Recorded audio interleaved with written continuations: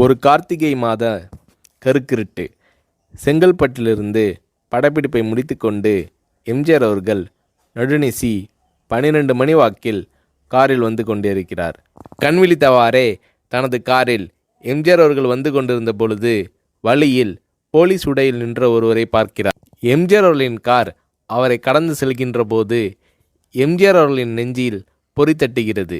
ஆள் நடமாட்டமே இல்லாத இந்த அர்த்த ராத்திரியில் அந்த போலீஸ்காரர் பஸ்ஸுக்காக காத்து நிற்கிறார் என்பதை எம்ஜிஆர் அவர்கள் புரிந்து கொள்கிறார்.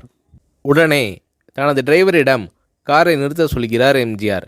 கார் பின்னோக்கி வருகிறது.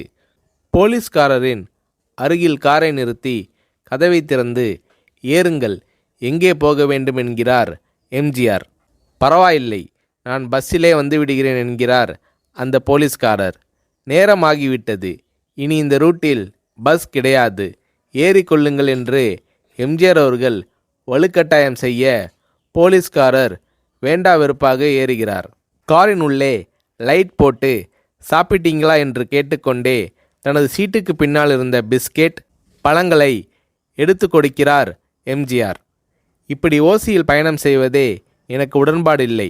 இன்னும் நீங்கள் உண்ண சொல்லி வேறு என்னை இழிவுபடுத்தாதீர்கள் என்று போலீஸ்காரர் மறுக்கிறார். எம்ஜிஆர் அவர்கள் பூரிக்கிறார். இருப்பவனிலிருந்து இல்லாதவன் வரை படித்து பதவியில் இருக்கும் எத்தனையோ பேர் எனக்கு அது வேண்டும் இது வேண்டும் என்று எம்ஜிஆர் அவர்களிடம் வேண்டியதை பெற்று செல்கிறார்கள். ஆனால் சாதாரண பொறுப்பில் இருக்கும் இந்த போலீஸ்காரரின் நேர்மை எம்ஜிஆர் அவர்களை மெய்சிலிர்க்க வைத்துவிட்டது. எம்ஜிஆர் அவர்களின் கார் கத தூரத்தில் வந்து கொண்டிருந்தாலும் காரின் நிறத்தையும் ஒளியையும் மனம் கமலும் ஓடிக்கான் வாசனையையும் வைத்து இது எம்ஜிஆர் அவர்களின் கார் என்றும் கார் சென்ற தடத்தை தொட்டு வணங்குகின்ற அளவுக்கு புகழுடன் திகழ்ந்த நேரம் அது. அரை மணி நேரம் கார் சென்று கொண்டிருக்கிறது. ஆனால் அதுவரை எம்ஜிஆர் அவர்களை பற்றி பெரிதாக போற்றி புகழ்ந்து பேசாமல் அந்த போலீஸ்காரர் வந்ததே புரட்சித் தலைவர் எம்ஜிஆர் அவர்களுக்கு அந்த போலீஸ்காரர் மீது மரியாதையை கூடுதலாக்கியது. நான் தான் எம்ஜிஆர் என்கிறார் எம்ஜிஆர். கேள்விப்பட்டிருக்கிறேன் என்கிறார் அந்த போலீஸ்காரர். பொன்மனச்செம்மல் எம்ஜிஆர் அவர்களின் முகத்தில் கோபம் இல்லை, பதிலுக்கு பொன்முறுவல் மலர்கிறது. என் படங்களை பார்த்து இருக்கிறீர்களா என்று கேட்கிறார் எம்ஜிஆர். நான் சினிமாவே பார்ப்பதில்லை என்கிறார் அந்த போலீஸ்காரர். புரட்சித் தலைவர் எம்ஜிஆர் அவர்கள் இன்னும் பிரமிக்கிறார். இப்போது கார் சத்தத்தை தவிர ஒரே நிசப்தம். போலீஸ்காரர் தனது வீட்டிற்கு அரை கிலோமீட்டர் தூரத்திற்கு முன்பே காரை நிறுத்த சொல்லி இங்கேயே இறங்கிக் கொள்கிறேன் என்கிறார். ஏன், நீங்கள் குறிப்பிட்ட அந்த விலாசம் இன்னும் அரை கிலோமீட்டர் தூரம் இருக்கிறதே என்கிறார் எம்ஜிஆர்.